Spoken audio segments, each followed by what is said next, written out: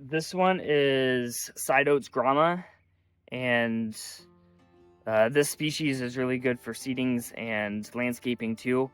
Uh, you can tell this one because the flowers and seeds on these just hang from one side and kind of just step up along the top of the stem, and it provides good ground cover and landscaping and grows pretty easy.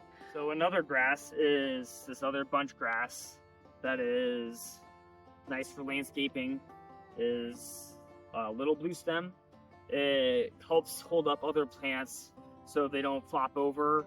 It looks nice. This one will bloom later in the season, so it's hasn't bloomed yet, but it'll get up to about 3 to 4 feet tall and has a nice flower head.